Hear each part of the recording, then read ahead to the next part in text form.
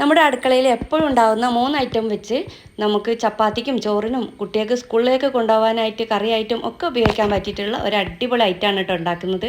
ഇതിൻ്റെ ഉമ്മൻ്റെ റെസിപ്പിയാണ്. അപ്പോൾ ഒരു പാൻ അടുപ്പത്ത് വെച്ചിട്ട് വെളിച്ചെണ്ണ ഒഴിച്ച് കൊടുത്തിട്ട് ഒരു 2 പച്ചമുളക് ചീന്തി ഇട്ട് കൊടുക്കണം. അതൊന്ന് നല്ലോണം മൂത്ത് വരുമ്പോൾ 2 തക്കാളി ഇതേപോലെ ചെറുതാക്കി അരിഞ്ഞതും കൂടി ചേർത്ത് പാകത്തിനുള്ള ഉപ്പും ചേർത്തിട്ട് നന്നായിട്ട് ഒന്ന് വഴറ്റിയെടുക്കണം.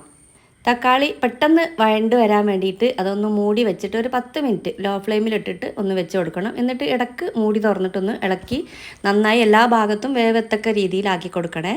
ഇനി തക്കാളി ഒന്ന് വാടി വന്നതിന് ശേഷം അതിലേക്ക് കുറച്ച് കാശ്മീരി മുളക് പൊടിയും ഒരു 1/4 ടീസ്പൂണിൻ്റെയിലും പകുതി മഞ്ഞൾപ്പൊടിയും കൂടി ചേർത്തിട്ട് അതിൻ്റെ പച്ചമണം മാറുന്ന വരെ ഒന്ന് ചെറുതാക്കി ഒന്ന് ഇളക്കി കൊടുക്കണം. എന്നതിന് ശേഷം 2 മുട്ട പൊട്ടിച്ചത് അതിൻ്റെ മേലെ ഒഴിച്ച് കൊടുത്തിട്ട് കുറച്ച് സമയം ഒരു 5-6 മിനിറ്റെങ്കിലും ഒന്ന് മൂടി വെച്ചിട്ട് വേവിച്ചെടുക്കണം. ഇത് നന്നായിട്ട് ചിക്കി പൊരിക്കുകയല്ല വേണ്ടത്.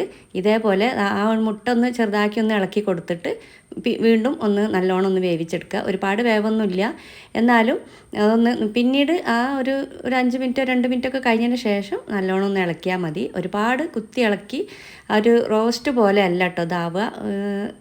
മുട്ട ചിക്കി പൊരിക്കുമല്ലോ അതേപോലെ അല്ല ഇത്. പിന്നെ ചൂടോട് കൂടിയാണ് കേട്ടോ ഉപയോഗിക്കേണ്ടത്. അതാണ് ടേസ്റ്റ്. തണുത്താൽ ഇതിൻ്റെ ടേസ്റ്റ് പോകും. ചാനൽ ഒന്ന് സബ്സ്ക്രൈബ് ചെയ്യണേ.